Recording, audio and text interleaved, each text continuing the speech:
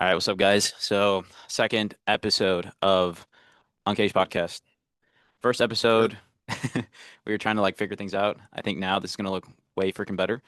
But just kind of getting into today's topic, we're gonna be going over how to start a gym in 2026 and kind of like how we did it, but things that you should look for. And honestly, and you can apply this, I feel like, to any small business that you want to get into. It'll probably serve useful.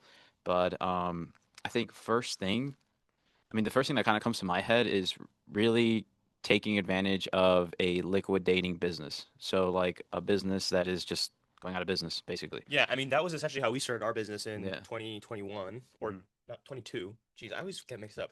No, so the gym started in 2022. That's when we bought the gym. And yeah, that's exactly our story. It was a liquidating business. Thankfully, you actually got reached out directly from somebody that knew the seller, so that was really unique in that sense. But there's businesses all over the place that are getting liquidated constantly. I mean, especially now, Mhm. a lot of people are the boomer population. I mean, they're all retiring. Their wealth is sort of being transferred into the next generation, and so I mean, a lot of these, you know, boomers they don't want to or they don't pass on the business to either family, so they sell. And one place I know where you can find a lot of this is on Facebook Marketplace. Like if you Yeah, literally true. look up on Facebook Marketplace X business for sale, you'll find something in your area. Um, There's a lot of other places too, like websites and stuff. Like I'm yeah, Googling it right now. bizbuysell.com, Yeah, that's probably one of the biggest ones. LoopNet. Hmm. So all those different things like you can basically use to just start finding businesses in your area that you can just go and talk to. Preferably if, yeah, I would say Facebook Marketplace would probably be good because you're probably going to talk to the owner. Yeah. If you're going to like brokerage sites like BizBuySell, LoopNet, you're going to talk to a broker. Most of the time, the broker's going to negotiate with you, and it's just a little bit more of a hassle. So if you can talk to the owner or see what's going on, I think that puts you in a good position to negotiate, to see like if that's even what you want to do, like see the business, all those things, you know? Um, The thing with buying, I think a funny, maybe we can term it like a used business or just like an existing business.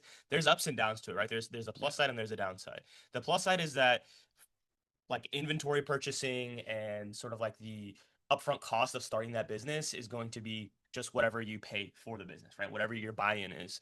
Um, I think that was like huge for us. Like when we purchased the gym, we didn't have to buy any equipment. The equipment was already here. It's yeah. essentially what we did. We purchased the facility with the equipment Mm, in it, so it was an equipment purchase. Um, and so that was a really big plus. The downside was that a lot of the times, what you have to be careful with is these businesses will inflate what they are bringing in terms of revenue, what their customer base is, all that stuff. And that's actually one way that um, like that sort of hurt us when we started was the numbers that were given by the seller were sort of hyperinflated. Like there were we were supposed to have more members with existing contracts and Supposedly uh, in the beginning, like we were supposed to have like about 120, 130 or something yeah. that he supposedly had on this CRM that he didn't even know how to like switch over. But I mean, us just kind of doing this transaction cash, it was kind of like we also didn't really do our due diligence. It Yeah. was just kind of like, I mean, we got a gym out of it. It's like it does have members, but worst case scenario, it's kind of like, well, it's not like we had it set forward in the beginning to Yeah. see. You know what I mean? I think that's definitely something. If you're going to go into a business, you have to look at the paperwork, look at the receipts, like Yeah. look at their CRM and see like if that's actually if it's a membership style business, right, or like a service style business. Look at their existing business, right, I and think see if if it's that's good. possible to like spend time in that business, if you are local, like go into the business, purchase their products, see what their service is like, Yeah, see what their customer base is like, because unless you plan on doing a complete rebrand like we did here at the gym, um, you're gonna inherit that community. yeah, Yeah. exactly, 100%, you're gonna inherit that community. No, that makes total sense. I think that's a big part of understanding how to get into just acquiring like any small business is doing that. And it could just be as easy as going on Facebook Marketplace. But I would say, yeah, from there, doing your due diligence, once you get to actually striking some kind of deal, and then seeing if it works within your budget, or bringing along a partner that can help you with that initial investment. Because even taking over an existing business, like you are I mean, it's a money game, you know, like you're going to have to pay rent. You're probably going to have a lease. You're going to inherit that. You're going to have to negotiate with the landlord, maybe, if it even makes sense with the current business that you have. You're going to have to do marketing, right? Like you're also going to probably have repairs, a lot of repairs, or maybe it depends, right? Depending on how you buy it, if it's as is, whatever. But all those things kind of like stockpile and employees, right? You got to do payroll. And maybe in the beginning it's just, two, like, or maybe just one person, maybe it's just you. But in the beginning, all those things you kind of just have to start taking into consideration. I'd say we made a good decision in terms of how low overhead this was. Yeah. This did not put us over at a point where we were just spending a stupid amount of money on rent, which is honestly one thing we got lucky on. Yeah. Like in the beginning, this 3,000 square foot area, which was the original gym, was only about like 1,600 a month, Yeah. something like that. Like, It was like less than 2 grand. That's yeah, for sure. it's Yeah. like a two-bedroom, basically like apartment. You know what I mean? So, I think that alone helped us a ton because most gyms with that kind of square footage starting, like almost like a boutique studio type thing, anywhere else probably would have been like 4 or 5. Yeah. Easy, Easy. 4 or 5 grand a Easily. month. Yeah. And then what? If you don't have the memberships, if you don't have people like actually paying that off, now you're coming out of pocket, and that's why businesses fail. So, The other thing too was that we were willing to do a lot of that initial work ourselves, and we were willing to learn sort of the business and even just like the more hands-on work. We were willing to do that ourselves, and so we didn't have to pay anybody to do it because that is really expensive when you're starting a business. If you need to install labor. filters, make Yeah. repairs, labor right now is extremely expensive. So you have to be willing to learn new skills, especially like labor skills, Hmm. if you really don't want to come out of pocket for that because that will easily drive you up the wall another depending on the business, right, could be 10, 20, 30, 40, 50 grand Yeah, that you're going to thousands of spend dollars. thousands and thousands of dollars that you're going to spend extra. So definitely be willing to learn some trades, like learn how to use your hands a little bit. Hmm. It's going to save you a ton of money, a ton of headache.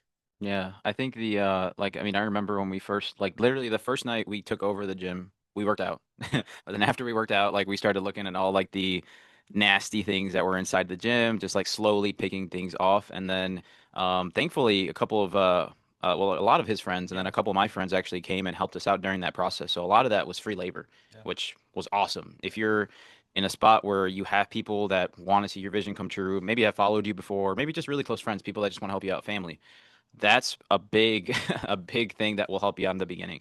So just counting on that support and then just giving them, a little bit on the back end too. Maybe giving them like, I don't know, a service or maybe like free something for life or I don't know, just for helping you get up off the ground, right? I That think, help is yeah, invaluable. So crazy. Like we yeah, wouldn't have been able to because we bought it and I think we kept it closed for just about a week before we opened. yeah. But during that week, I mean, we put a ton of work in. We had a bunch of people helping us. I mean, we And so, technically still had it open because we had like Linus and all those other yeah, kids I that mean, are showing up yeah, and we were like literally moving shit around and like they were working. Like we had moved all the equipment in like the middle of the gym and we yeah, were just working on the barrier on the outside yeah. and these kids were like working out in the middle. It was freaking It was crazy. crazy, yeah. Yeah. How people worked out in the facility with us doing work, I don't know how I don't know how people did it, but they did, and it's because they were also people that I mean, they were some of the first people to essentially become members in our business. They were some of the first members, and Yeah. to them it was cool. Like, holy shit, there's a brand new gym here. Like, they're literally bringing this thing to life as we're Literally. working out here. Yeah. So I think for a lot of people that can be pretty unique and can make them feel like they are part of that original part of the community, especially if they believe in what you're doing. Um, which we were very fortunate to have a lot of people and still have a lot of people that believe in what we're doing. Mm. So But yeah, that definitely, I think that was something huge. I mean, just getting people to kind of like help you off the ground, yeah, immense. definitely. But I mean, apart from those things alone, things that you should definitely look over, obviously, how much you're paying for the place, things that you're going to need in order to set up your business, right? Whether that's a CRM, some kind of like key card system. If it's a gym, you're going to need, especially if you're going to be a 24/7 gym, you need a key card system. Insurance. You need insurance, and you also need cameras. You need security systems, Yeah. things that are going to be set in place just in case things go haywire when you're not there, right? Because you're not going to be there 24/7.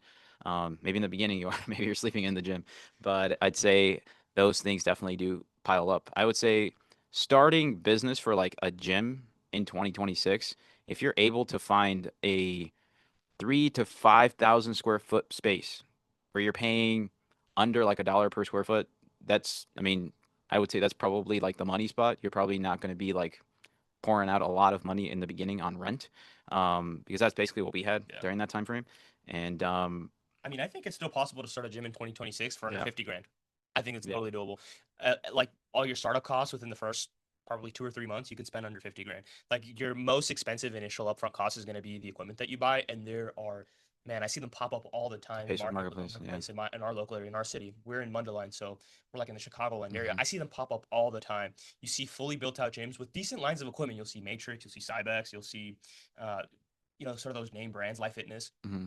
it's fully built out gyms with cardio equipment, machines, plate load equipment, racks, everything that you would need to start a basic 3 to 5,000 square foot facility for under 30 grand. I've seen them. Yeah. I actually saw one pop up today in Grays Lake for like 20 grand. It's an Era Fitness that's going out of business. So you don't have Yeah. to sell all the equipment. And then all you have to do is find a location. Location is super important, right? You want to find a area that's not overly saturated, but can use the gym, right? The reason why we stayed in the spot that we stayed in was because if we moved anywhere more north, we were going to have competition with a bigger bodybuilding gym. If we moved anywhere more south, rent is too expensive down there in the northwest suburbs, so we weren't going to be able to afford rent. So we stayed in this pocket here, where there is no bodybuilding, powerlifting gyms. There is no style of Mm. gym like this. So that's also super important, is picking a good location. So doing your market research about what the population is like here, the if there's schools nearby. Like for us, that was really important, making sure that there are like we're right in between two big high schools. We're literally like 7 minutes down the road either way from two big high schools. um, so that's also really important, finding a good location, because that's going to be your second biggest upfront cost. You're going to be paying your first month's rent Hmm. and your security deposit. And so finding something like this, we found a warehouse space where we're paying, yeah, I mean, we started paying like under 2 grand, Yeah. for the first kind of and so our security deposit was only a first, what was it, 1 month's rent or 2 months rent? About a month and a half, I Yeah, think, or a month month and a and a half. half. Yeah. Yeah. But I think, yeah, in general, that makes a lot of sense. I think the location matters. I think the kind of demographic of that location also matters too. Like, obviously, you don't want to be in the south side of Chicago, probably. But things like that are definitely things that you should start looking at. But I'd probably say, yeah, like positioning yourself where you're in a location where the medium income is somewhere around where people are not like struggling, to pay for services, and maybe in a decent area where they're able to, or maybe even like pay for higher end services like personal training, classes, all that stuff. That's a good spot. And most of the time, like you can do your market research by looking at where the big guys are in. You know what I mean? Like Yeah, look at places like F45, Orange Theory, Planet Fitnesses, maybe Lifetimes, right? yeah. Most of them are in pockets of neighborhoods that are or locations that are good. Like Mhm. most people gravitate towards them. People that have a decent, income so that they can actually afford services and things like that. Um, There's a reason why mhm, like big box gyms you'll see will compete literally right next to each other. They will have yeah. facilities. I know in West Dundee they have a Planet Fitness right next to what is not used to be an LA Fitness, but is now a Esporta. So they're like right there, right next to each other, literally one building over. I know here in Vernon Hills we also have the They got like planets next to like LA and shit. yeah, Yeah. there's a Planet Oh, right it's next to one of DFX next to LA. Yeah, yeah, literally right down the street and here. it's all right there. So, and there's a reason for that. I mean, these big box corporations. I mean, they pour hundreds of thousands probably into market research before they open up a location, because opening up a location for them costs millions. Hmm. So they know what they're doing. They know why they're opening up in particular locations. So learn from that, right? Like, try to establish yourself in an area where a big box gym would establish a gym, right? You just have to find the opportunity. You have to find the pockets where maybe for them it wasn't as worth it. And so like I mean for us, like we're like 7 minutes down the road from a Planet Fitness in Mundelein. That's right next to the high school. So yeah, I would think I would say we're in a pretty good spot. Yeah. Um, But like kind of touching on location, so here's the thing about our gym. We don't have any street coverage, yeah, right? So that is one of the biggest reasons why I feel like our rent was the way it was. for sure. And so I do feel a lot of businesses in our commercial space probably get hooked up because of that, because Yeah. we can't put any signage, things like that, right? So in terms of that, would we have more business if we could have some kind of street signage, things like that? Yeah, probably, most likely. I feel like that's why most commercial gyms do really good in big, open, retail commercial areas, right? It's because there's a ton of foot traffic there. Yeah. There's people that see it, they come by after seeing it a couple times, they might come in and actually get a membership, right? Um, I think one thing that you could capitalize as a small business owner on, like as soon as you start up your business and things like that, is and what we had to learn early on was social media. So understanding how powerful social media is right now. Thankfully, I feel like we're younger business owners. Yeah. So compared to I would say demographic for most gym owners that are starting I would assume most of them are probably within 40s to 50s, maybe some 60 years old, right? And so I feel like a lot of them don't really prioritize social media. Maybe not because they uh, are ignorant to it, but maybe it's just because they don't know how to. And I feel like since we were brought up during an age where obviously that's like everything we see, like we go on Instagram, we go on TikTok, we go on Facebook, and all these things. That was one thing that we understood well was just literally just posting and consistently doing that from the beginning, and then getting traction on videos like different TikTok videos that we did, different Instagram reels that we did, and it would actually go within our area. So we would get kids that would see us from TikTok or from Instagram. They would come into the gym. Yeah, and So that continues to be like our number one source of new people in the gym. Is yeah. I mean, at this point we do have word of mouth, so we have people that will refer new people to the gym, but social media is huge. I still get new signups all the time that come in like, hey, because I always ask, how did you hear about the gym? Hmm. And TikTok, Instagram, huge. Oh my goodness, probably more than half of the people that are still coming in that are new heard from us Social off media. social media. So social media is huge. Um, and like on said, especially for a location that we are completely out of street view. We are in on the backside of a complex where, yeah, I mean you wouldn't know this is here unless you know it's here. It's one of Literally. those businesses. So unless you drive into the complex and drive around the back of the building and you see our big signs, it's the only way you know that we're here. So there's really no way for us to advertise on the street side. Unfortunately, Illinois Department of Transportation are Takes not time very fun to sometimes. deal with. They've taken down our signs. So we've tried, but um, during the summer, we'll still put up some flagpole signs, like 14-foot tall flagpoles that we'll put up on the roadside. And they don't take those down, so that's pretty cool. But you just kind of just got to do what you can.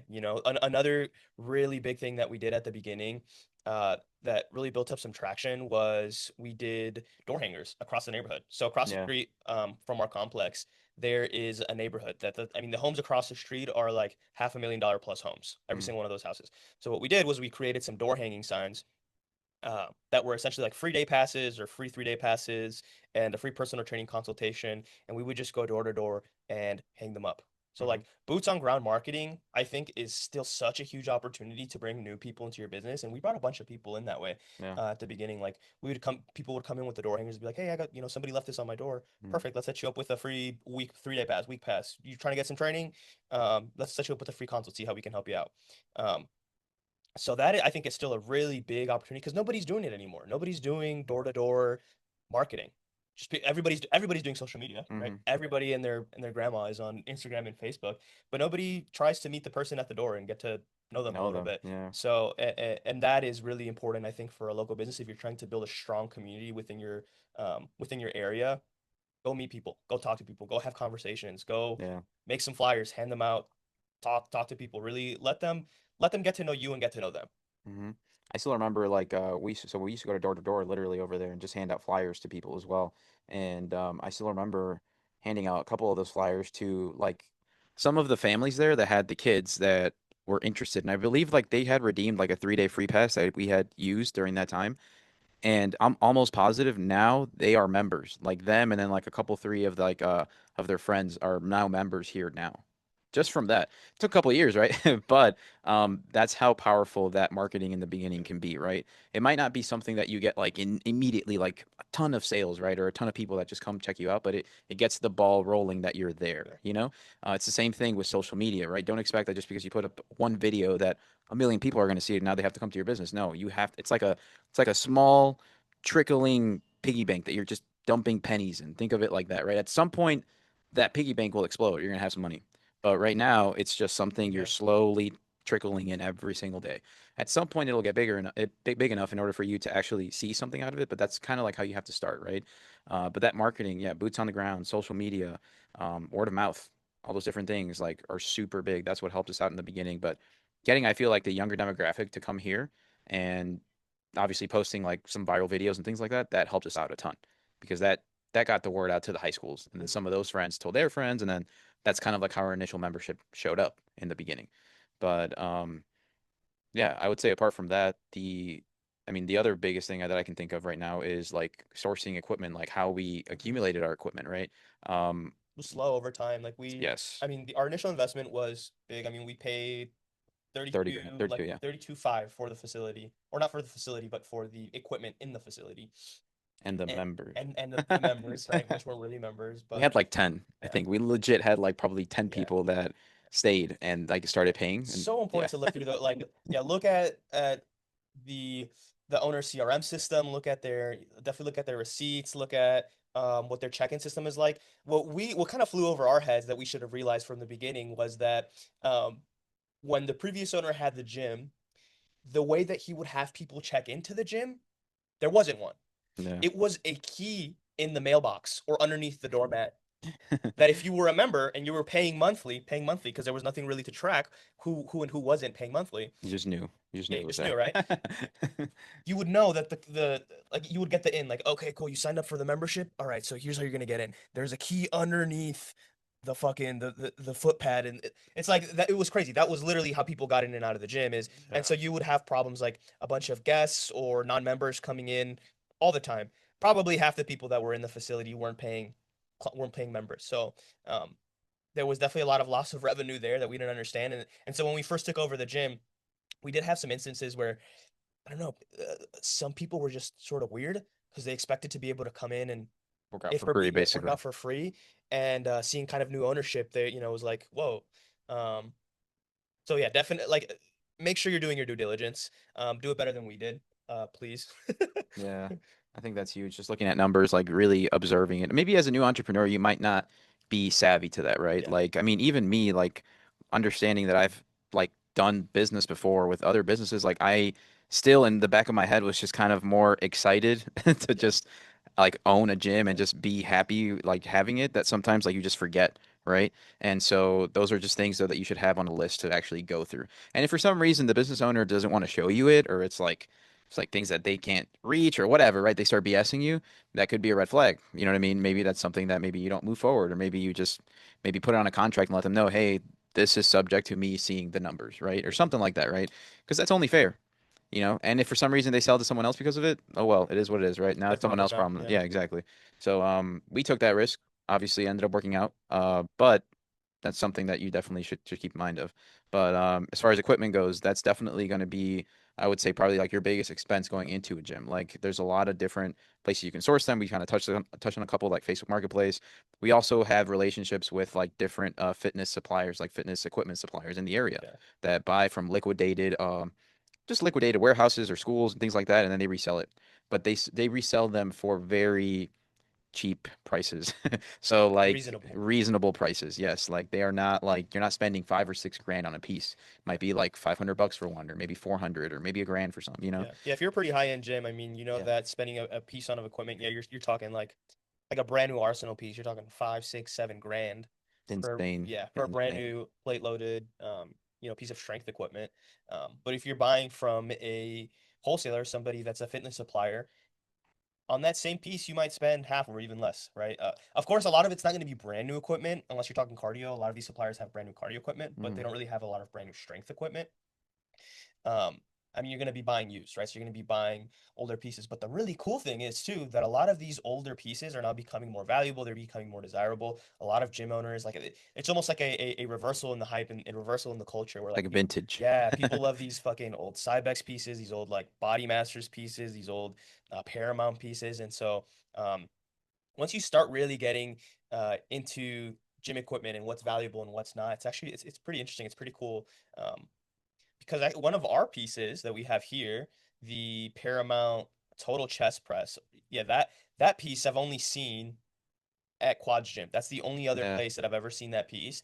And theirs is refurbished. Like they got theirs redone. This is a piece from like the 80s or 90s. yeah. They don't make them anymore. Paramount doesn't make equipment anymore. Um, and so Quad's Gym has theirs. It's refurbished. It's nice. All the frame is repainted, all the knobs are changed, all that because the pads are replaced. Um, and I've seen that piece online go for like $4,000 Yeah. in shitty condition, in like okay condition from a used supplier.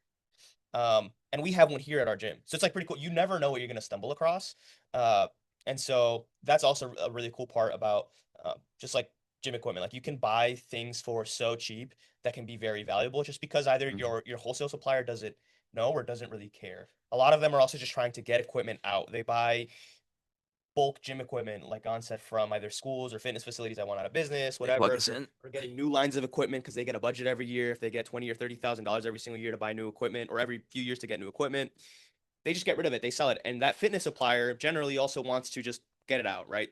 So it doesn't.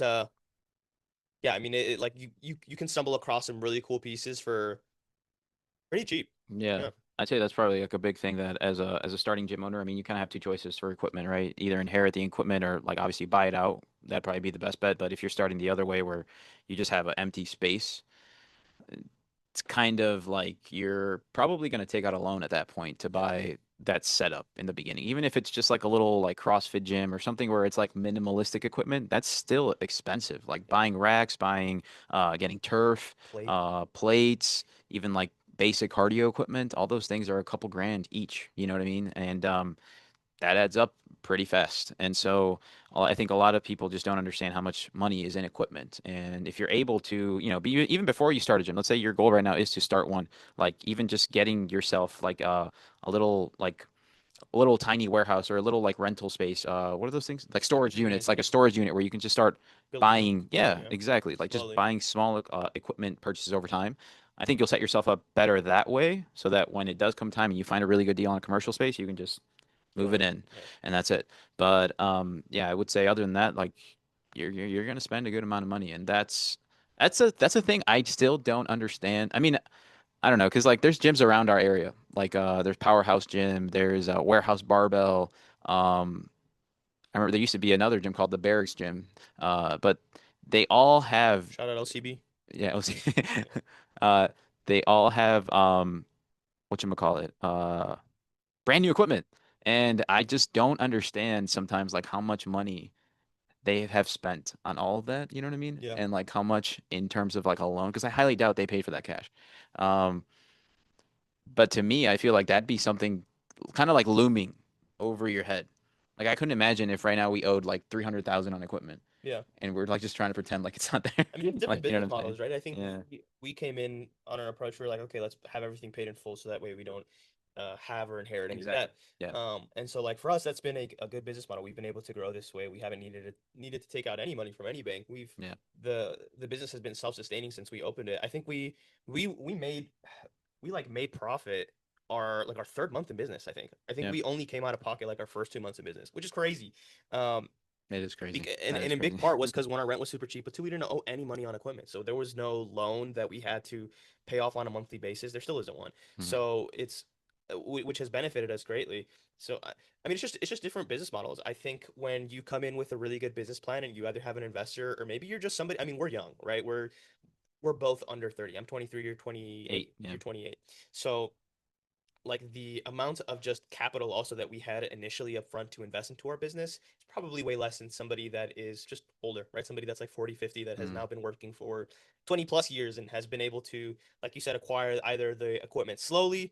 Because I know that is, now I don't know the whole story, but from what I know, that's sort of how Brian from America's Gym like started his gym was like he He slowly, yeah, accumulated. yeah, Yeah. he Yeah. accumulated things That's slowly true. over the Yeah. Yeah. years. That So was smart. I feel like that was probably saved him a exactly. lot of money for sure. So like doing that over a long enough period of time, you're going to acquire quite a bit of equipment Hmm. that you can just put into a gym once you're ready to go. So it's just different. I mean, and we did it in a way where I mean, we just had everything at once. I mean, a lot of our equipment was shit.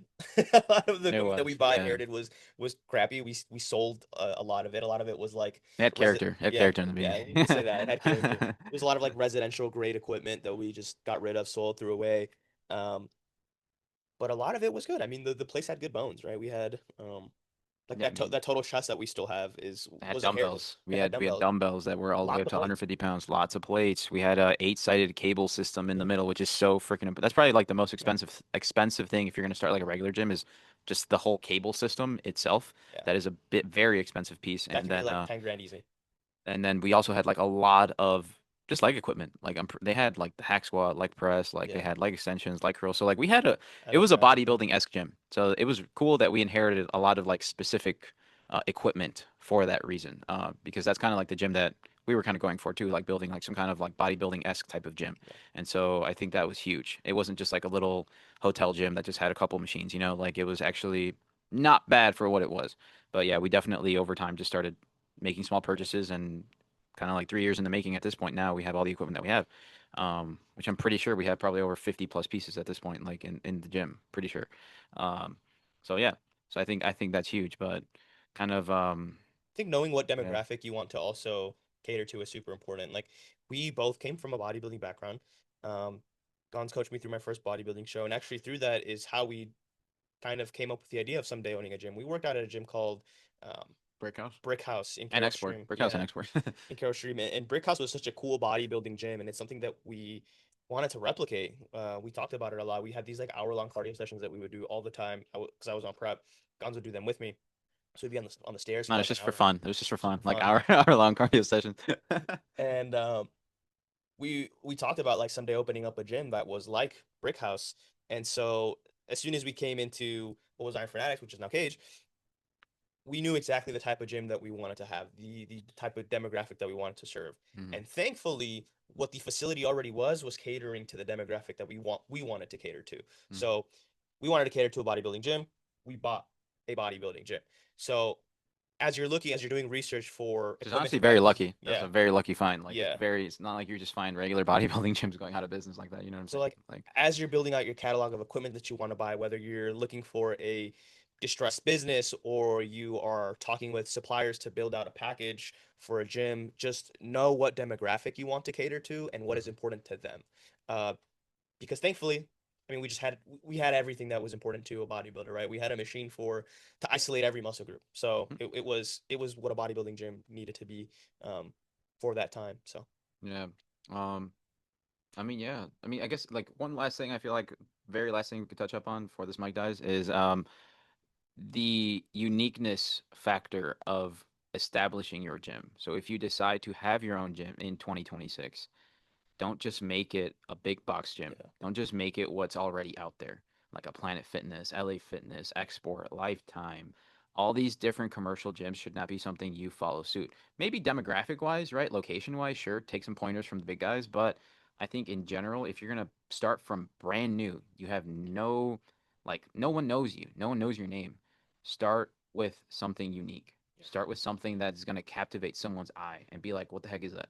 I feel like we did a very good job at naming the gym what it was, like the Cage Gym, having a mascot like the panda that we have, like which is everywhere, and having the colors that we have, like black and yellow. All those different things are just things that are not in the area. There's no other gym in this area that has this at yeah. all. You know, from the mascot to the name to The the colors, the yeah, colors the branding, exactly. yeah, So everything like that, I feel like you should embody. If you're gonna go into this and you want to be successful, you have to find that uniqueness factor yeah. for yourself. Um, Differentiate your brand for sure. yeah, exactly. So just make sure it's different. Make sure it's not just like the same stuff. And if you are gonna do that, like just understand that if you are gonna go that route and you just want like a basic gym, it's gonna be a harder start because some people are just not really gonna be so interested. It might take a longer time for people to really gravitate towards that, right? Um, Yeah, but I because if think they want a commercial setting, they might as well go to a commercial gym. They might as well go to an exactly, LA Fitness. They might as well go to a Planet Fitness, somewhere that's already established that they know what they're get. They know the product that they're gonna get. exactly. Whereas with yeah, I mean, the reason why we brought in so many people at the beginning was because yeah, it was different. It was exciting. It's like Cage Gym. What the hell is this? Like The heck is it's a it's a cage? panda, black and yellow. Like what is this place? A lot of people thought we were the Kage gym Yeah, from like a Naruto reference. yeah, They thought it was like a Hokage type of thing. And yeah, we had a lot of that in the beginning. It was yeah, actually pretty cool because I feel yeah, like that's a reason why people came here. And a lot of people would also they like the panda. Like they really liked the panda. And like we would get that all the time whenever people would come in, they'd be like, dude, I just really fuck with the panda. Like I really like it. And so they just come in. Had nothing to do sometimes with the stuff that we had in it. They just liked the culture, the environment, the way that it was, and it was unique. I think that was a big reason why in the beginning a lot of people came in. yeah, So, um, but yeah, I think we kind of gave out a good amount of pointers, yeah. like location, equipment, liquidating, like obviously buying liquidated businesses, and People, understanding, yeah, people people. so important. Like if you can have uh, I think one thing that also has just allowed us to have the growth that we have is that I mean we did this business together and I have different strong suits that Gons doesn't have, and vice versa. Gons has different strong suits that I don't have. And so, where one of us doesn't have the skill, generally the other one fills the gap, which is really cool. It's been a really cool relationship, a business relationship in that sense, where like I know that I can always rely on Gons for a lot that I don't know how to do, and vice versa. Like Gons can rely on me for a lot of stuff that he doesn't know. Mm, And if you can find somebody like that, somebody that can fill the gaps in business where you're not as knowledgeable or maybe you're just not as confident, it'll help. money. It's gonna be fucking it's gonna be great. You're Yeah. Especially if you're going into it as a partnership, because I've been in businesses with other partnerships before that were not very successful, and a lot of the times it was just due to the fact that the other partnerships or other partners in the business, we're all just kind of doing the same thing. And so there's nothing that's feeding off of each other. There's nothing that's like actually like helping the business go forward when you're both doing the same exact thing. You know what I'm saying? And so sometimes there has to be like different things that each of you manage, each of you do that just keep propelling the business forward, right? Because that's the only way things are going to grow. If you are, both really good at like I don't know, like cleaning the bathroom, for example, and no one's good at the sales part. Well, doesn't matter how good your bathroom looks, Yeah. no one's gonna go in it Yeah. because no one's selling it. So that's the big thing that you should really focus on is seeing what skill sets you do decide to go into business with, whoever it is, right? Or if it is just you, just understand that maybe in the beginning you might have to maybe venture out and maybe hire people in the beginning. Yeah. That was one. That's a big part. I think of starting as a partnership is that in the beginning you don't have to hire the people because there's two of you. So now you have different things you both can do. Um, Although you might keep more equity as a sole proprietor, you're gonna end up yeah, spending more money in labor. So exactly. So and it all depends, right? It all depends how motivated you are to do those things. Because if that's the reason why you go out of business, well then you kind of shot yourself in the foot really early on. So understand your strengths, understand your weaknesses going into this, understand that you can't do everything alone, and I think that'll set you off very good in the beginning of just getting the help that you need. So and maybe at some point being a successful gym owner in general. But I think with that being said, anything else you wanna say? I think we touched on just about everything. Um, let's see. Yeah, just gonna put ideas there for like the intro. That was about it. Yeah. I mean, we basically, I think we ran through how to start a gym. I Yeah, think in 2026, if you want to start a gym, go find somebody that's distressed, somebody that has a bad situation, and you can take advantage of. yeah. I mean, Put it lightly. literally, yeah, or any business in general, because those are going to be something that kind of just get you up and rolling, Like I said, right? I think there's so much of it happening now too. Like I was saying in the beginning, like there are a lot of boomers now that are just retiring. Um, some don't have kids. Maybe their kids don't want the business, so they're selling, and they made their money in their business. Unless it's a really well-established multi-million-dollar business, these aren't going to be businesses that are sold for that much, right? These are going to Yeah, be businesses that are sold for 100 grand or less. Um, so go look if there's anything that interests you or anything that calls your attention. Go see what's out there. Go see what's for sale. Um, yep. you know, Doesn't hurt to look. So that being said, that's the end of the second episode. Let us know how you like it. Like, comment, subscribe. Thank you guys.